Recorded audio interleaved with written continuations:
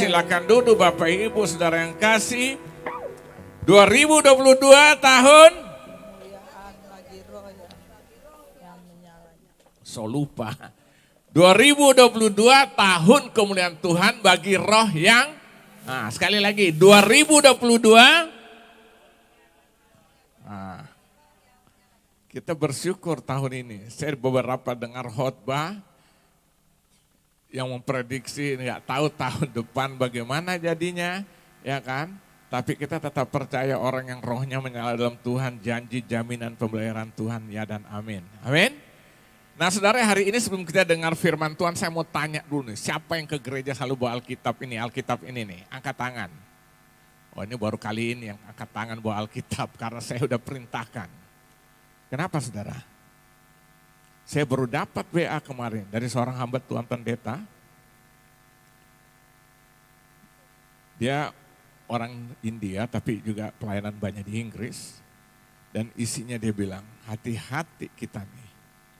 Iblis sedang menyesatkan untuk menghilangkan Alkitab ini.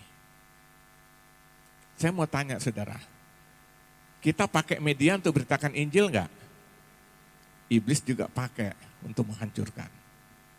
Dia bilang bayangkan nanti generasi 30-50 tahun ke depan, Alkitab itu sudah gak ada dalam bentuk ini. Saya jujur waktu saya baca itu, saya bersyukur pertama karena gue gak pernah khotbah tanpa Alkitab yang saya bawa ini. Saya punya laptop, saya punya handphone, saya bisa. Waktu saya baca jujur, saya bersyukur akhirnya share kepada pendeta-pendeta lain teman-teman. Saudara sadar gak? Sampai satu titik, kalau ini sudah hilang, apa jadinya? Aplikasi itu bisa ada yang tutup. Setuju enggak? Kita punya aplikasi itu karena ada orang ahli enggak yang membuatnya? Kalau itu ditutup, apa jadinya? Jadi isi berita itu, hati-hati iblis sedang juga berperang untuk menghancurkan, menutup supaya firman Tuhan ini hilang. Saya mau tanya, saudara baca Alkitab, misalnya saudara buka, tak, Injil Matius pasal 5, saudara dapat secara utuh atau sepotong-sepotong? Perikopnya aja kadang-kadang gak ada. Makanya mulai hari ini saudara kita cintai firman Tuhan. Kita kembalikan budaya sejak awal yang Tuhan inginkan. Firman Tuhan yang utuh, yang tertulis dari Kejadian sampai Wahyu. Ini menjadi yang terbuka. Jujur saya gak bisa khotbah dari handphone. Karena saya cuma dapat sepotong-potong. Tapi kalau kita buka ini, kita bisa luas secara luar biasa karena ini global. Makanya mulai hari ini saya himbau kita semua ya memudayakan ini firman Tuhan ini kita bawa. Saya mau tanya, isi apa? Handphone saudara tuh isinya apa aja? Yang suci-suci atau campur aduk? Hah? Gambar porno juga ada di situ. Jujur, benar gak? Saudara buka lagi sedang baca YouTube firman Tuhan, kadang-kadang iklan wanita setengah agak-agak kurang berpakaian sudah muncul tiba-tiba. Benar gak? Campur aduk saudara. Padahal firman Tuhan ini ya dan amin. Tidak apa-apa kita bilang orang kuno, gak apa-apa. Saya bangga saudara dengan bawa Alkitab ini. Global dari Kejadian sampai Wahyu.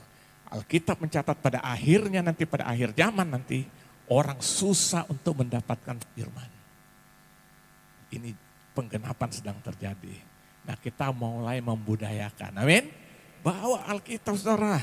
Nanti sampai saat saudara bayangkan lama-lama lembaga Alkitab tuh tutup. Gak menghasilkan, gak bisa cetak lagi, gak ada yang beli. Ayo mau ngapain?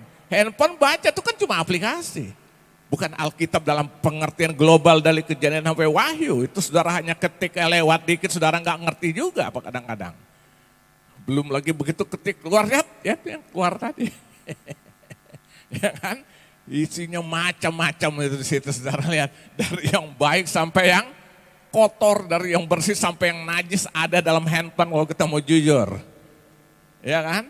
Nah hari ini ayo kita membudayakan, amin. Ya, saya hancurkan dari depan saudara, boleh saudara. Alah berapa sih harga Alkitab? Bawa dong. Ya, nah hari ini saya akan berbicara satu tema, hidup yang berubah atau hidup yang mengalami transformasi.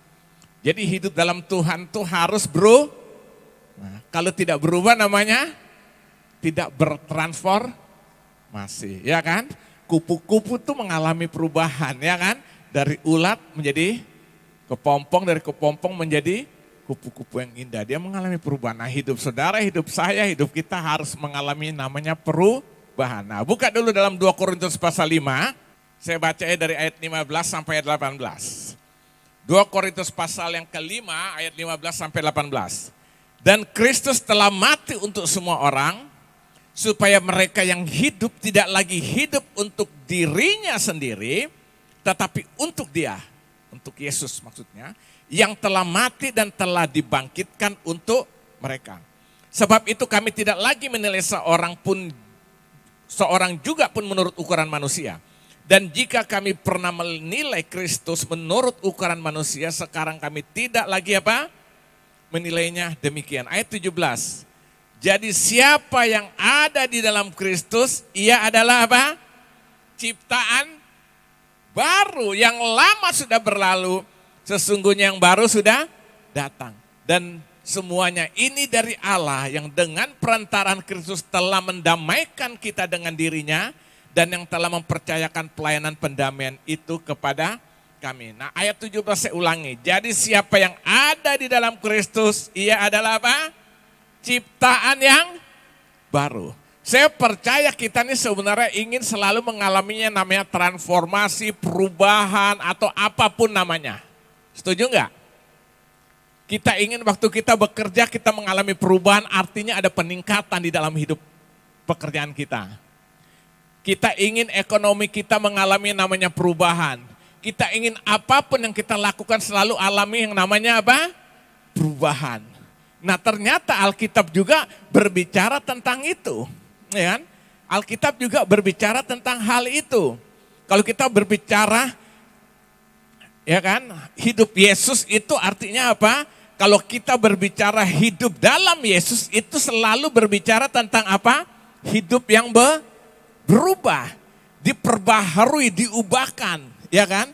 Jadi orang yang hidupnya tidak berubah, meskipun hidup dalam mengaku dalam Kristus, hidup dalam melayani, tapi kalau hidupnya tidak berubah, itu berarti dia sama dengan tidak mengalami Yesus. Kenapa? Yesus itu datang untuk mengubah. Setuju? Yesus datang untuk mengubah. Makanya ayat 17 kan, siapa yang ada di dalam Kristus, ia adalah ciptaan baru, yang lama sudah berlalu, sesungguhnya yang baru sudah datang. Jadi siapa ada dalam Kristus, dia adalah ciptaan yang baru, yang lama sudah berlalu, yang baru sudah datang. Artinya apa? Ini yang disebut dengan berubah dari lama menjadi baru. Makanya Alkitab ini ada sekitar 66 kitab. Terbagi menjadi 2 bagian, perjanjian lama dan perjanjian baru. Apa itu perjanjian lama? Perjanjian lama itu berbicara tentang perbudakan orang Israel pada masa lalu, ya kan. Mereka hidup diperbudak, terutama waktu mereka hidup selama 450 tahun di Mesir, mereka diperbudak, ya kan. Lalu Tuhan membuat sesuatu supaya mereka mengalami pembaruan hidup, tidak lagi diperbudak, dipimpin untuk masuk tanah Kanaan. Dan kalau kita berbicara perjanjian lama, intinya semuanya hanya hidup melakukan hukum Taurat. Siapa yang hidup bisa melakukan hukum Taurat, dia diselamatkan. Nah, pertanyaannya, ada tidak yang bisa melakukan hukum Taurat? Akhirnya Alkitab kata hukum Taurat itu bukan lagi untuk orang bisa melakukan supaya bertobat, tapi yang pertama untuk menyatakan manusia itu berdosa, yang pertama. Yang kedua sebagai guide yang menuntun hidup manusia sampai nanti datang sesuatu yang baru. Siapa itu? Yesus akan menyelesaikannya. Ya kan, itu namanya perjanjian lama. Jadi perjanjian lama itu tentang perbuatan baik, ya kan, melakukan hukum Taurat untuk selamat. Tapi perjanjian baru akhirnya dikatakan kasih karunia di dalam Yesus, ya kan, yang menyelamatkan. Sehingga perjanjian lama itu, hukum Taurat itu Yesus bukan meniadakan, tapi Yesus menggenapi. Buka lagi sebagai ayat-ayat pendahuluan kita, buka dalam Injil Matius pasal yang kelima. Ayat yang ke-17. Jadi saudara lihat ya. Jadi hidup yang berubah. Yang lama sudah berlalu, yang baru sudah datang. Jadi perjanjian lama itu sedang berbicara tentang yang baru. Melihatnya tentang yang baru. Siapa itu? Yesus yang akan datang. Nah begitu Yesus datang, dia membuat suatu perjanjian yang baru. Dulu yang perjanjian lama berbicara tentang melakukan hukum Taurat selamat, tapi Yesus berbicara tentang kasih karunia yang menyelamatkan. Berbeda enggak? Ini yang namanya apa? Perubahan. Makanya dia bilang, aku bukan meniadakan hukum Taurat, tapi aku menggenapi. Matius pasal 5 ayat 17. Janganlah kamu menyangka bahwa aku datang untuk meniadakan hukum Taurat atau kitab para nabi. Aku datang bukan untuk meniadakannya, melainkan untuk menggenapinya. Di mana penggenapannya? Hukum Taurat berbicara perbuatan baik, siapa bisa melakukan perbuat baik, dia selamat. Ternyata tidak ada yang bisa melakukan, maka Yesus datang menyelesaikan. Karena upah dosa adalah maut, Yesus menimpahkan maut itu dalam dirinya. Alkitab katakan dia yang tidak berdosa telah dijadikan berdosa karena kita. Dan upah dosa adalah maut, dia yang melakukan semuanya itu di kayu salib. Berarti hukum Taurat dia menggenapi. Nah sekarang dalam kehidupan baru, kita percaya bukan lagi melakukan hukum Taurat, tapi percaya kepada Yesus yang sudah menggenapi hukum Taurat. Makanya dikatakan keselamatan dalam Yesus itu hanya kasih karunia yang dikerjakan oleh Yesus di atas kayu salib. Karena dia sudah menggenapi hukum Taurat. Ini namanya berubah enggak? Dari lama menjadi baru. Roma 3 ayat 23. Buka lagi satu ayat. Roma 3 ayat 23 sampai 24. Karena semua orang telah berbuat dosa dan telah kehilangan kemuliaan Allah. Baca ayat 24. Dan oleh kasih karunia telah dibenarkan dengan cuma-cuma karena penebusan dalam Kristus Yesus. Suatu perubahan terjadi. Amin. Nah jadi saya mau katakan hari ini saudara, ayo kita harus mengalami transformasi, perubahan di dalam hidup. Saya dulu ikut Dulos Camp, kurang lebih tahun 2008 kali. Ada 6 moto dalam Dulos Camp yang harus kita hafal.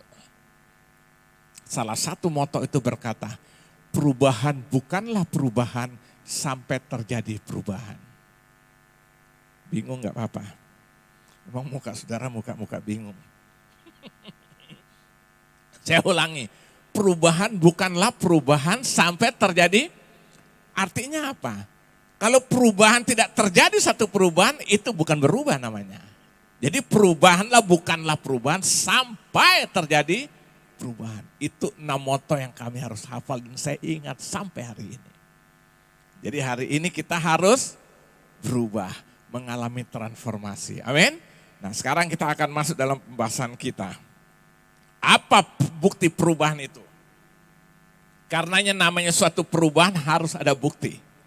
Nah sekarang pertanyaannya apa bukti perubahan itu? Ini yang kita akan pelajari bersama-sama. Yang pertama kita akan pelajari apa bukti perubahan itu.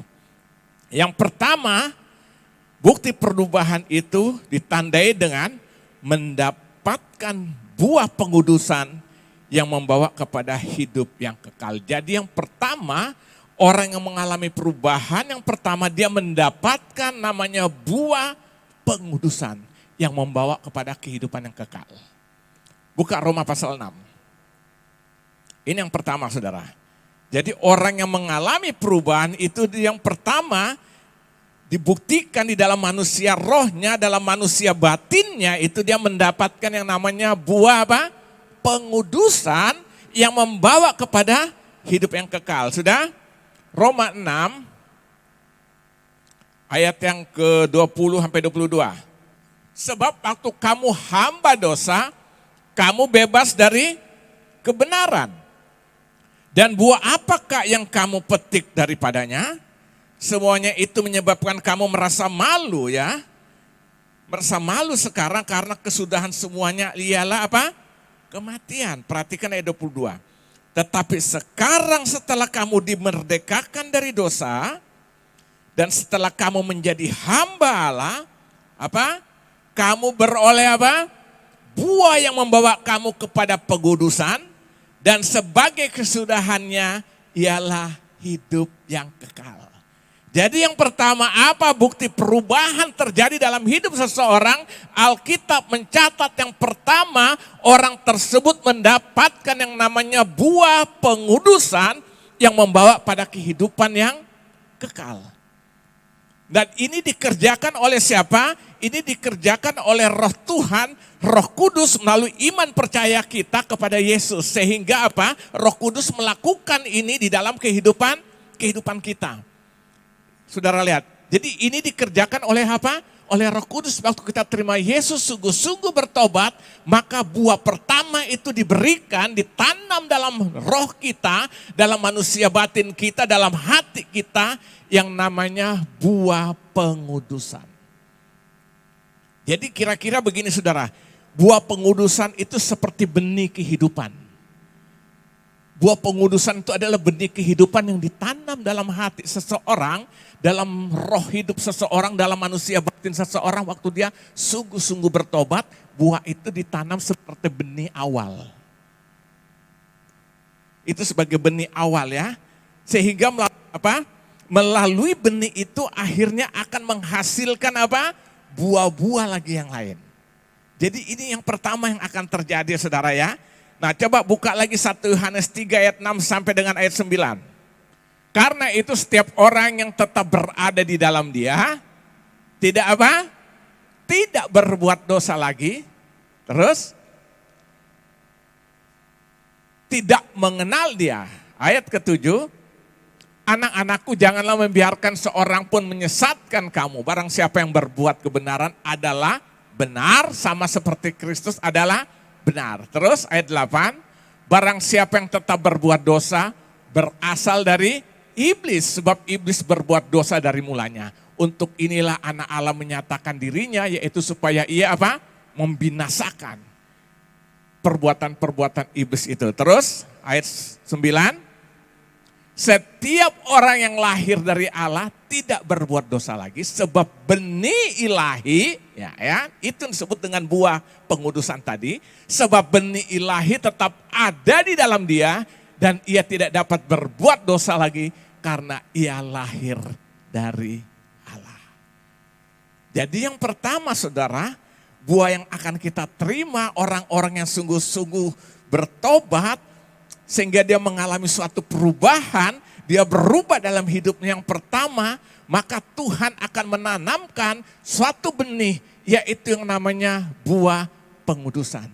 Benih itu akan tertanam di hati dan manusia roh kita, berakar, hidup, bertumbuh dan akhirnya menghasilkan buah. Jadi saudara lihat di sini, maaf saya harus katakan, orang-orang yang tidak sungguh-sungguh bertobat dalam Tuhan, benih ini tidak ada. Makanya dalam Injil Matius, Yesus beri perumpamaan ini. Ada orang sedang menabur benih. Ada yang jatuh di tepi jalan. Begitu benih ditabur, datang burung mengambilnya. Hampa, gak dapat apa-apa. Yang kedua, ya kan, dijatuh di tanah yang berbatu. Ada tanah tapi berbatu. Tumbuh sebentar, berakar sebentar. Begitu datang terik matahari yang panas, langsung mati. Kenapa? Tidak bisa berakar. Yang ketiga, benih itu ditabur seperti di tengah semak-semak, hidup dan bertumbuh. Tapi bersama-sama dengan semak itu akhirnya semak itu menghimpitnya, akhirnya mati. Itu gambaran orang yang hidup dikuasai oleh kekhawatiran. Nah tapi yang terakhir, benih jatuh di yang tanah yang subur. Dia berakar, dia hidup, bertumbuh, menghasilkan buah 30, 60 dan 100 kali lipat. Ini perumpamaan Yesus berikan dalam Injil Matius pasal 13 ayat 1 sampai 23, nanti saudara baca di rumah. Jadi saudara lihat di sini, apa bukti perubahan itu? Sesuatu perubahan di dalam Kristus ya, hidup yang berubah itu yang pertama, dia akan mendapatkan buah pengudusan yang membawa pada hidup yang kekal. Buah inilah sebagai benih awal yang Tuhan tanamkan. Amin. Makanya bertobat sungguh-sungguh supaya benih itu ada. Kan kadang-kadang kita bingung lihat orang puluhan tahun jadi Kristen gak ada apa-apanya gitu loh. Rajin ke gereja, iya. Terlibat dalam pelayanan, iya. Tapi buahnya gak ada. Kenapa? Karena belum sungguh-sungguh sehingga tidak cari perubahan dalam hidupnya. Karena apa? Dia tidak sungguh-sungguh benih itu, buah itu apa? Buah pengudusan itu tidak tertanam dalam hatinya. Ya udah, dia hanya beraktivitas secara agamawi. Orang banyak kok beraktivitas secara agamawi, bukan hanya Kristen kok. Ya kan? Tapi saudara lihat, hasilnya tuh nggak ada buah sama sekali. Nah jadi yang pertama, untuk hidup yang berubah itu, mengalami yang namanya transformasi itu, pertama kita harus apa? Mendapatkan buah pengudusan itu. Amin. Ini sebagai bukti kita sudah sungguh-sungguh bertobat hidup dalam Tuhan. Nanti itu mengerjakan semuanya sampai menghasilkan buah. Kita bisa berbuat bukan karena perbuatan kita, tapi karena buah ini memberikan buah keluar nanti berikutnya. Amin. Sampai bisa berbuat baik, benar-benar baik. Paulus sendiri jahat sampai dia bilang, aku ingin berbuat sesuatu yang baik, yang jahat ada padaku. Tapi waktu dia bertobat, buah ini menghasilkan buah secara luar biasa dalam hidup Paulus. Amin. Sampai dia berkata apa? Aku hidup tapi bukannya apa? Aku lagi tapi Kristus yang hidup di dalam aku. Amin. Nah jadi saudara yang pertama, hiduplah berubah. Siapa yang siap berubah hari ini? Waktu kita ambil keputusan siap berubah dengan hati yang sungguh. Tuhan berikan buah itu yang namanya buah pengudusan. Amin. Nah sekarang kita lihat. Yang kedua kita lihat. Buah apa saja yang akan dihasilkan oleh buah pengudusan itu. Jadi setelah kita mendapatkan buah pengudusan, nanti buah itu sebagai benih awal yang ditanam dalam kehidupan seseorang, nanti akhirnya dia mengeluarkan buah lagi. Jadi yang mengerjakan itu bukan kita saudara. Itu roh Tuhan yang diberikan, dia akan mengubahkan terus sampai kita menghasilkan apa? Buah yang Tuhan minta. Nah yang kedua kita lihat. Buah apa saja yang akan dihasilkan oleh buah pengudusan itu. Yang pertama saudara pelajari. Yang pertama yang kita akan lihat. Waktu buah pengudusan sudah tertanam, dia berakar, bertumbuh dan akhirnya menghasilkan buah-buah pertama yang keluar, ini yang disebut buah pertobatan. Lihat ayat ke-15, kita kembali lagi. Dari 2 Korintus pasal 5 tadi kita lihat di ayat yang ke-15. Dan Kristus telah mati untuk semua orang, supaya mereka yang hidup tidak lagi hidup untuk apa? Bukan untuk dirinya sendiri lagi. Tetapi untuk dia, untuk Yesus yang telah mati dan telah apa? Dibangkitkan mereka. Jadi saudara lihat di sini Paulus bilang ya kan, orang itu akan apa? Dan Kristus telah mati untuk semua orang supaya mereka yang hidup tidak lagi hidup untuk apa? Dirinya sendiri. Artinya apa saudara? Dari kehidupan yang sudah dikuduskan itu akan menghasilkan buah yang disebut dengan buah apa? Pertobatan. Buka lagi Injil Lukas pasal 3 ayat 8. Jadi hasilkanlah apa? Sama-sama. 3, 4. Jadi hasilkanlah buah-buah yang sesuai dengan apa? Pertobatan.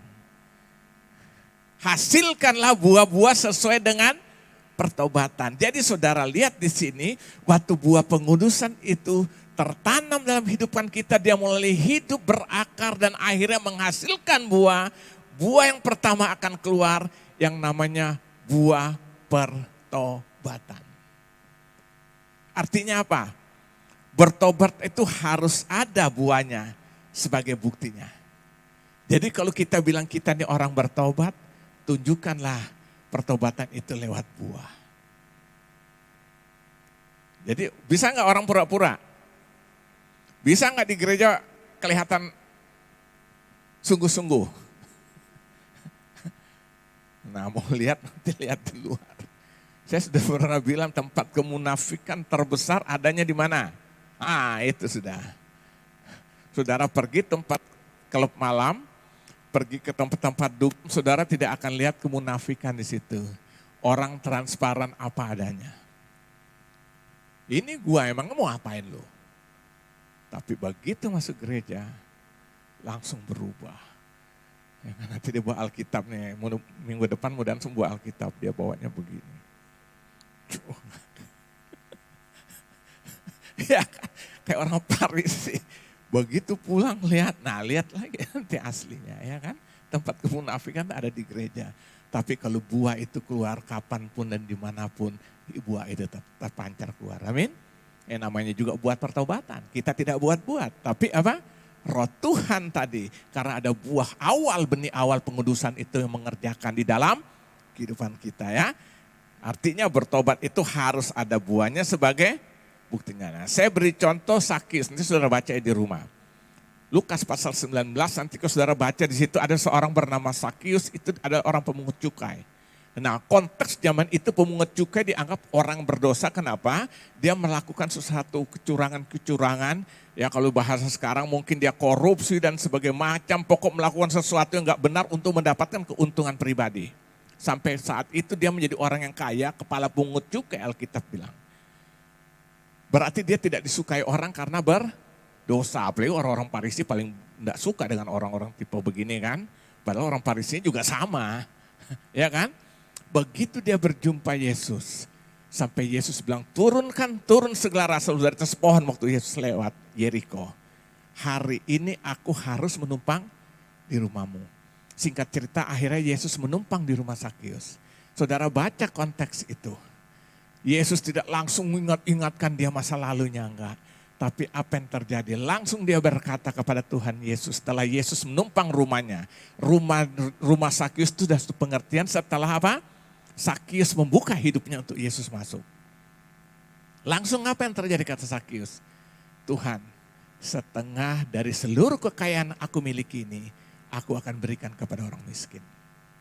Seandainya ada yang aku tipu, 4 kali lipat aku akan kembalikan. Kenapa dia berubah seperti itu? Karena dia berjumpa dengan Yesus dengan sungguh-sungguh terbuka hatinya. Akhirnya benih buah pengudusan itu masuk dalam hatinya, mengubah hidupnya. Amin. Saudara, dia nyatakan itu lewat kehidupannya. Termasuk firman Tuhan yang kita baca dari surat Korintus ini kepada jemaat di Korintus. Ini ditulis oleh Paulus. Siapa Paulus? Paulus adalah orang Farisi. Jadi kalau berbicara tentang masalah Taurat, dia tuh menguasai semua. Dia menguasai firman Tuhan, tapi sayangnya firman Tuhan tidak menguasai dirinya. Jadi hati-hati saudara, kita nih belajar firman Tuhan bukan supaya kita menguasai firman Tuhan, kita belajar firman Tuhan supaya firman Tuhan menguasai kehidupan kita. Amin. Ya begitu jahat dan kerjaannya cuma menangkap orang Kristen basmi, tangkap orang Kristen basmi. Nanti saudara baca dalam Kisah Rasul pasal 6 atau pasal 7 itu cerita tentang Stefanus, saudara bisa lihat situ. Akhirnya Stefanus dirajam sampai mati dengan batu. Siapa yang memerintahkan atau provokatornya siapa? Rasul Paulus masih bernama Saulus. Tapi dalam perjalanan setelah peristiwa Stefanus, perjalanan ke Damsyik dengan tujuan yang sama. Untuk membasmi orang-orang Kristen yang ada di Damsyik. Saat itulah dia berjumpa dengan Yesus. Tiba-tiba dia lihat sinar yang terang menghantam dirinya. Dan bersama sinar itu dia mendengar suara dalam Kisah Rasul pasal 9 berkata, Saulus, Saulus, mengapa engkau menganiaya aku? Lalu Saulus bilang, siapakah engkau Tuhan? Akulah Yesus yang engkau aniaya. Jadi dengar baik, ini satu pesan juga buat kita. Kita yang sungguh-sungguh dalam Tuhan, kalau orang menyakiti kita berarti orang itu juga menyakiti Tuhan Yesus. Karena Yesus menyatu manunggal dengan kita anak-anak Tuhan yang sungguh-sungguh. Amin. Akhirnya sejak saat itulah Saulus bertobat sungguh-sungguh dan akhirnya dia memberikan hidup bagi Tuhan. Sampai akhir hidupnya. Sampai dia berkata, hidupku bukannya aku lagi, tapi Kristus yang hidup di dalam aku. Amin. Ya, karena bagiku hidup adalah Kristus, mati adalah keuntungan. Itu dia sampaikan kepada jemaat di Filipi. Filipi pasal pertama ayat 21. Saya sudah pernah jelaskan beberapa waktu yang lalu. Waktu dia menulis surat ini sedang dalam penjara. Dia bisa menulis surat ini. Bagiku hidup hanya Kristus, mati adalah keuntungan. Kenapa saudara lihat? Buah itu keluar dari kehidupan Saulus yang bertobat namanya diganti Paulus. Dan dia bertobat sungguh-sungguh dan akhirnya menghasilkan apa? Buah pertobatan. Jadi bertobat terus ada buahnya enggak? Hari ini harus berbeda dari kemarin. Hari besok harus lebih baik daripada hari ini.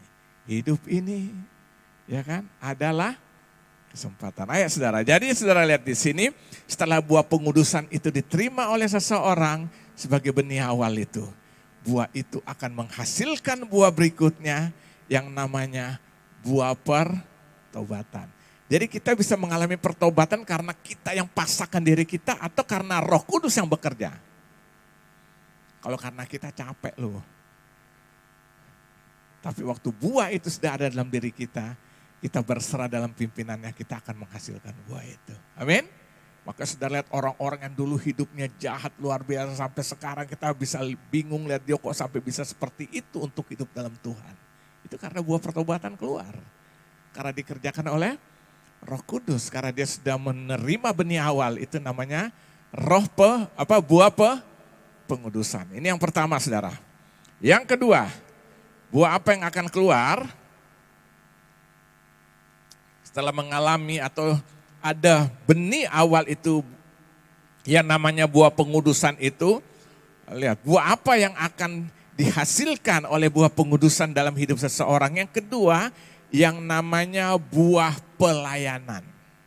Jadi orang yang benar-benar sudah mengalami sesuatu dalam Tuhan, dia akan menghasilkan buah yang namanya buah pelayanan. Perhatikan di ayat yang ke-18 dan ayat 19, perhatikan situ. Ayat 18 dan 19. Dan semuanya ini dari Allah yang dengan perantaraan Kristus telah apa?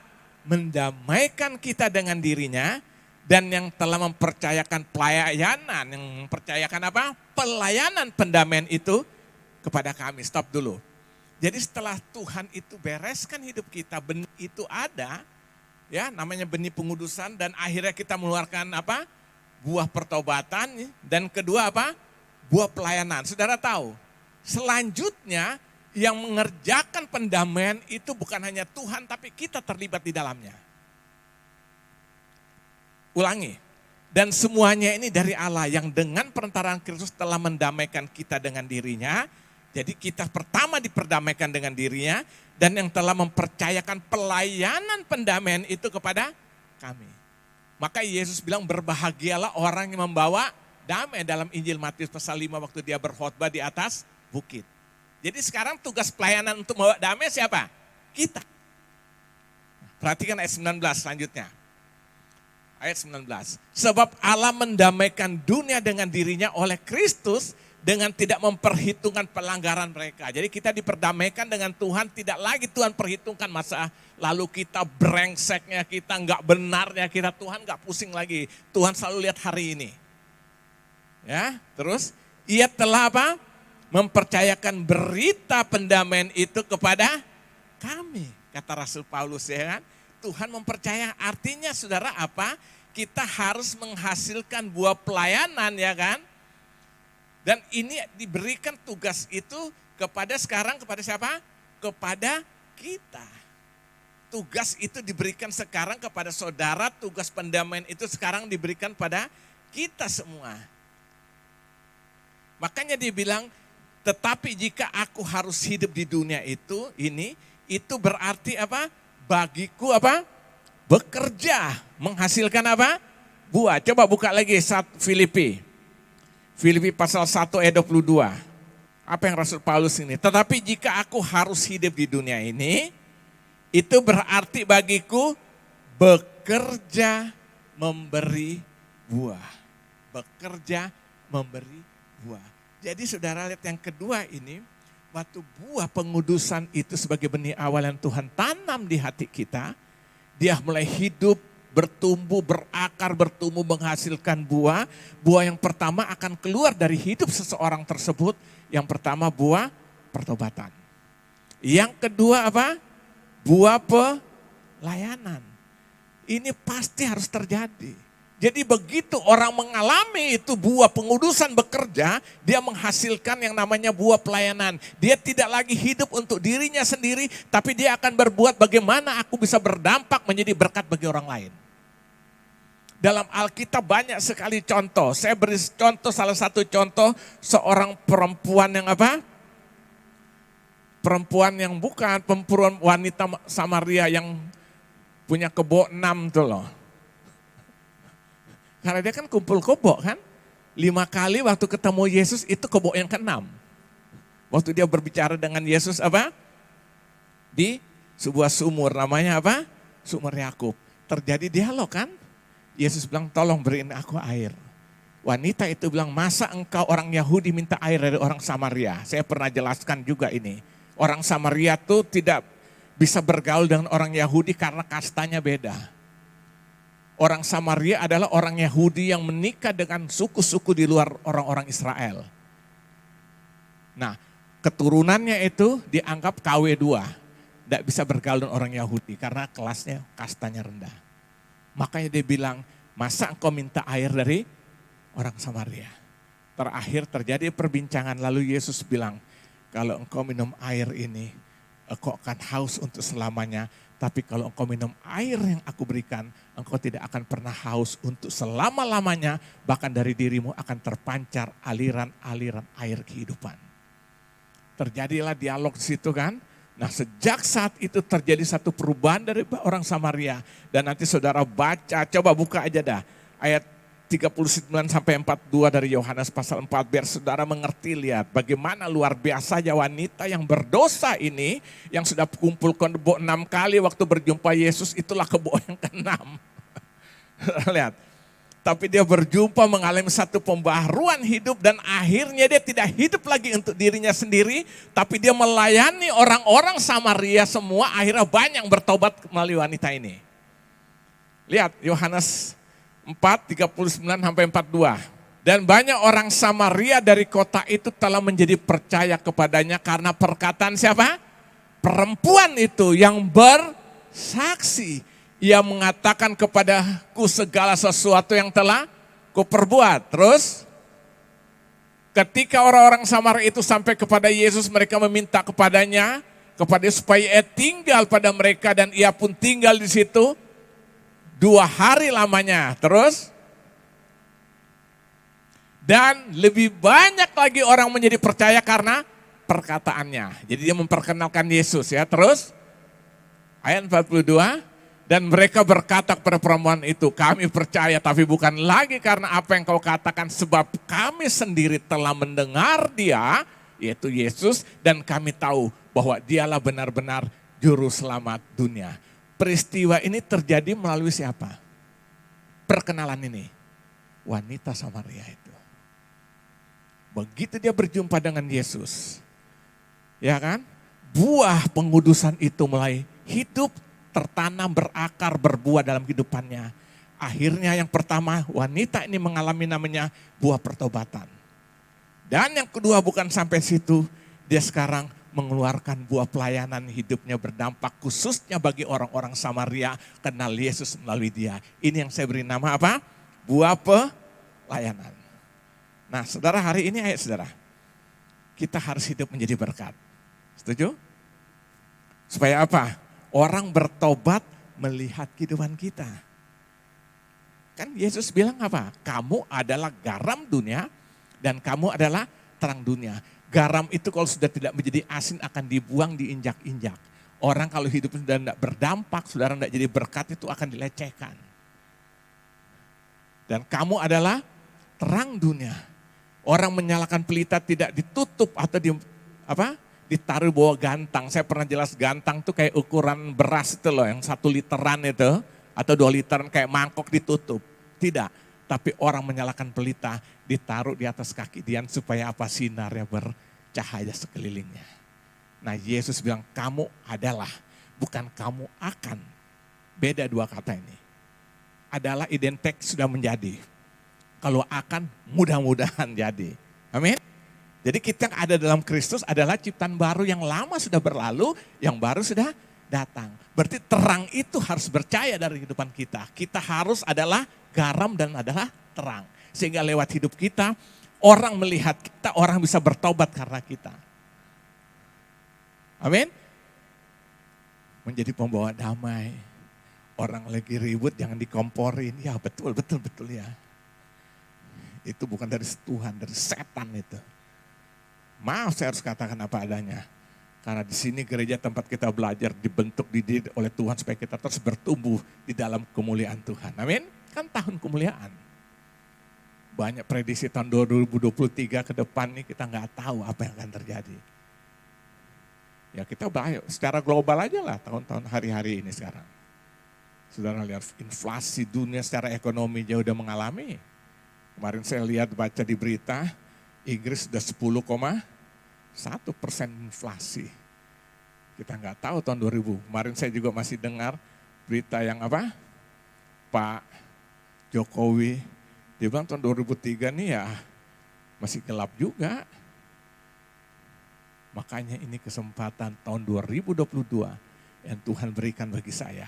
Tema ini adalah tahun kemuliaan. Tetapi bagi roh yang menyala-nyala. Roh yang menyala-nyala itu, roh akan menghasilkan buah. Buah pertobatan dan buah pelayanan. Amin. Ayo saudara jangan ingin selamat sendiri. Ajak orang lain supaya itu benar-benar dalam Tuhan. Ayo saudara, karena kita harus menghasilkan apa? Buah, dan itu adalah buah pelayanan. Amin, siap? Kita sudah diberikan buah pengudusan itu. Nanti itu akan bekerja. Mendorong akhirnya hidup kita menghasilkan buah. Buah pertobatan. Yang kedua, buah pelayanan. Yang ketiga, yang terakhir. Yang sangat dinanti-nantikan. Nah, jadi yang terakhir kita lihat, jadi benih itu ditanam, yang namanya buah pengudusan. Dia nanti hidup dalam hidup kita nih, manusia roh, manusia batin hati kita. Dia berakar, dia bertumbuh, dia berbuah, menghasilkan buah. Ya kan? Nah dari situ buah itu akan keluar dari kehidupan kita. Pertama buah pertobatan, yang kedua apa? Buah pelayanan. Hidup kita berdampak. Sederhana kadang-kadang lihat orang berdampak. Itu seperti saya bilang, orang ceritakan satu, oh ya udahlah janganlah lupakan, udah biarin aja ya kan, nasihat itu bangun. Bukan, udah benar, betul, gue tahu juga orang berdampak, akhirnya ini tambah benci sama itu. Ya kan? Padahal Yesus bilang berbahagia orang membawa damai. Ya kan? Buah itu harus keluar saudara. Bukti bahwa kita sudah benar-benar mengalami apa? Pertobatan, berubah, mengalami perubahan. Ya kan? Jangan nyanyi kayak apa? Dian Piscesa. Aku masih seperti yang dulu. Menunggumu. Gitu jangan kalau gitu. Nah yang terakhir nih. Ini benar-benar yang terakhir. Buah apa yang kita keluarkan? Buah roh. Ini mutlak. Buka dalam Galatia pasal 5. Perbuatan daging telah nyata yaitu apa? Nah ini buah, tapi buah daging. Percabulan, kecemaran, hawa nafsu. Nah stop dulu. Handphone suci kita ada isinya gini enggak? Hah?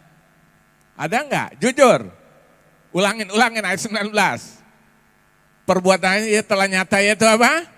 Percabulan, kecemaran, hawa nafsu, terus penyembahan berhala, sihir, perseteruan, perselisihan, iri hati, amarah, kepentingan diri sendiri, percideraan, roh pemecah, terus kedengkian, kemabukan, pesta pora, dan sebagainya. Terhadap semuanya itu kuperingatkan kamu. Ini kalau misalnya Rasul Paulus orang Batak sedap banget dia ngomongnya.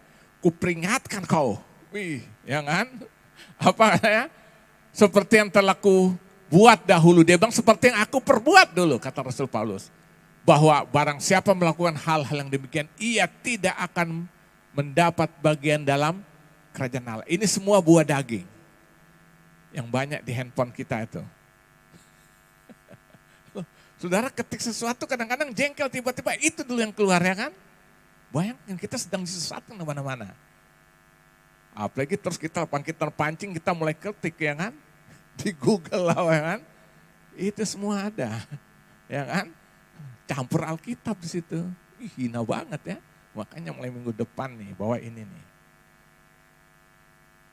Kalau saudara nggak punya Alkitab ketemu saya, kasih jujur, asal jujur. Pak Pendeta saya nggak punya Alkitab, nanti gue kasih Alkitab. Supaya kita menggenapi rencana Tuhan, ya kan? Saudara bayangkan kalau Alkitab udah habis mau ngapain generasi kita ke bawah, kita masih oke. Bayangkan ini, sekarang aja jujur aja generasi-generasi sekarang yang lahir tahun 2000-an ini mereka mungkin sudah tidak pernah lagi baca Alkitab secara buku gini.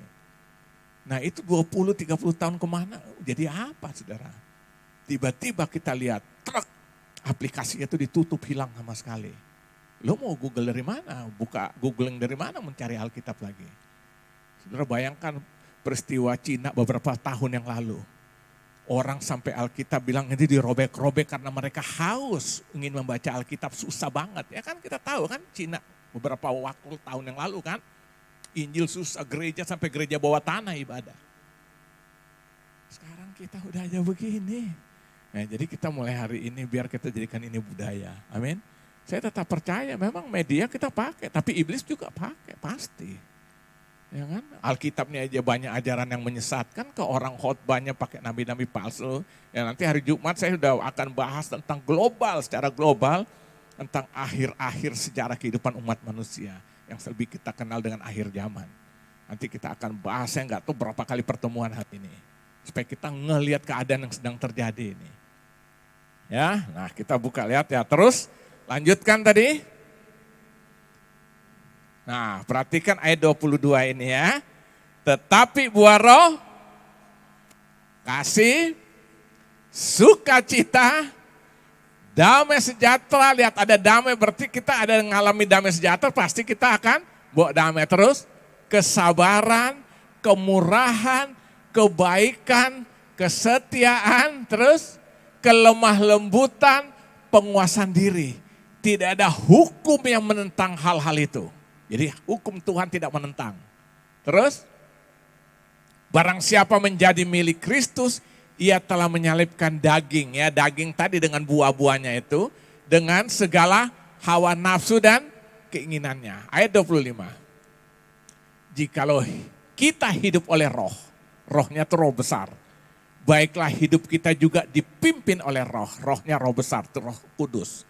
Terus, dan janganlah kita gila hormat, janganlah kita saling menantang dan saling mendengki. Jadi saudara lihat sini dimulai dengan kasih. Kenapa dimulai dengan kasih? Karena standar kehidupan kekristenan dalam perjanjian baru, standarnya adalah kasih Kristus. Matius 22 ayat 37 sampai 40. Kasihilah Tuhan Allahmu dengan segenap hatimu, jiwamu, akal budimu. Itu hukum pertama dan yang terutama, dan hukum yang kedua yang sama dengan identik. Ya, dengan hukum pertama tadi, kasihilah sesamamu manusia seperti dirimu sendiri. Jadi kita mengasihi Tuhan dengan segalanya, lalu buktikan itu lewat kehidupan keseharian kita pada sesamanya. Makanya buah roh dimulai dengan apa? Kasih.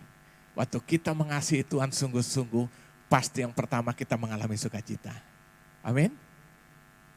Yang kedua, kita mengalami damai sejahtera. Orang waktu hidupnya diperdamaikan dengan Tuhan karena kasih Tuhan menjamah hidupnya, dia mengalami namanya damai sejahtera. Yang ketiga, kasih itu memberikan dampak kesabaran. Orang punya kasih, dia sabar. Yesus makanya disiksa, dianiaya, dia tidak membalas. Terakhir di atas kayu salib dia bilang apa?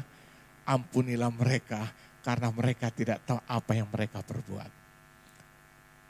Perkataan yang sama ini disebut juga dilakukan oleh Stefanus waktu dirajam karena pemberitaan Injil dalam Kisah Rasul 6 apa 7 saudara lihat terakhir.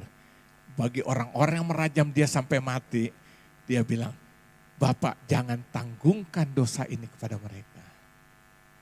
Kenapa? Kasih menguasai hidupnya. Menghasilkan apa? Sukacita, damai sejahtera, kesabaran, terus kemurahan, murah hati. Murah hati, senang memberi, senang berdampak, membagi sesuatu pada orang, menolong orang. Ini namanya kemurahan hati. Yesus bilang dalam Injil Matius pasal 5, baca salah satu bunyi ayat situ, doa di atas bukit, khotbah di atas bukit, Berbahagialah orang yang murah hati karena dia akan mendapatkan kemurahan. Jadi kalau saudara ingin mendapat kemurahan Tuhan, bermurah hatilah. Saat saudara butuh pertolongan, ada aja cara Tuhan untuk menolong. Yang bermurah hati akan mendapat apa? Kemurahan. Terus apa lagi? Kebaikan. Buah roh itu menghasilkan kasih dan kasih itu membawa kepada kebaikan. Terus apa?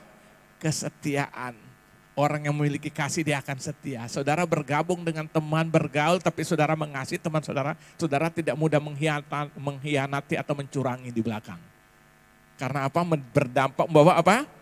Kesetiaan. Terus kelemah lembutan. Lemah lembutan bukan lemah gumulai. Ya kan? Lemah lembut itu sikap hati yang tidak mudah menyakiti, tapi juga tidak mudah tersakiti. Itu yang disebut dengan lemah lembut. Nah, saya orang Ambon, kalau ukurannya lemah lembut seperti, gak masuk juga ya kan. Nah, ya. Nah kasih itu menghasilkan apa? Kelemah lembutan. Terus apa? Penguasaan diri. Orang sakit itu maunya balas kan. Tapi kasih itu membuat kita menguasai diri, akhirnya kita tidak arogan. Ya kita tahulah kasus-kasus hari-hari ini yang sedang ramai ya kan, sedang dalam persidangan. Kesannya arogan banget ya. Masa hanya persoalan salah begitu sampai main dor ya kan. Orang Kristen lagi malah soalnya itu. Orang hidup dalam kasih tidak arogan. Amin. Nah ini semua Alkitab bilang menghasilkan buah roh ya kan. Jadi saudara lihat buah benih pengudusan itu yang membuat kita bisa mengeluarkan yang namanya buah roh kudus. Tadi kita sudah baca ada 9 hal. Kasih, sukacita, damai sejahtera, kesabaran, kemurahan, kebaikan, kesetiaan, kelemah lembutan, dan penguasaan diri. Itu dikerjakan oleh Roh Kudus. Perhatikan ayat ke-25. Mungkin pertanyaannya begini saudara, bagaimana caranya agar bisa mengeluarkan buah roh itu?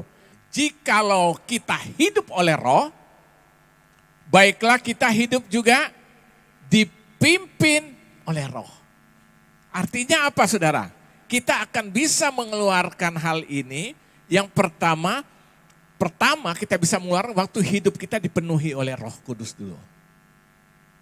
Jadi Roh Kudus memenuhi kehidupan kita. Ya, sehingga kita, dan yang kedua setelah dipenuhi, lalu kita berserah diri supaya Roh Kudus yang memimpin kehidupan kita. Nah ini akan menghasilkan buah tadi. Makanya sederhana Kristen itu mengajarkan kalau engkau hidup dipenuhi, lalu hidup dipimpin oleh Roh Kudus, oleh Roh Tuhan, pasti buah ini akan keluar.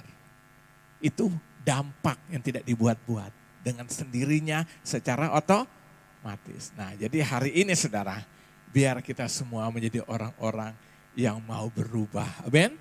Mengalami transformasi. Capek saudara saya katakan kalau kita hidup hanya begitu-begitu dari tahun ke tahun ya kan. Tanpa mengalami satu perubahan. Nah hari ini Alkitab mengajarkan kita supaya kita hidup mengalami berubah atau transformasi. Apa sebabnya saudara? Apa saudara yang membuat itu? Pertama karena kita sudah mendapat buah pengudusan di dalam Tuhan. Amin. Itu benih awal. Dan akhirnya buah itu membuat kita bisa mengeluarkan buah-buah yang lain. Di antaranya yang pertama buah pertobatan. Yang keduanya buah pelayanan sehingga aku hidup bukan untuk aku lagi. Untuk menjadi berkat bagi banyak orang. Yang ketiga akhirnya apa? Kita mengeluarkan buah Roh Kudus.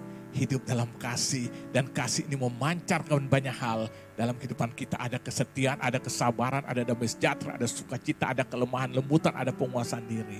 Karena dikerjakan oleh apa? Roh Kudus ini menghasilkan dalam kehidupan kita. Kalau kamu hidupmu dipenuhi oleh Roh Kudus, hendaklah hidupmu juga dipimpin oleh Roh Kudus. Ini menghasilkan buah. Ini yang saya beri namanya berubah. Amin. Siap berubah? Supaya hidup kita diberkati Tuhan. Saya percaya orang yang berubah bukan hanya dia berubah dalam hidup, berkat Tuhan juga akan tercurah.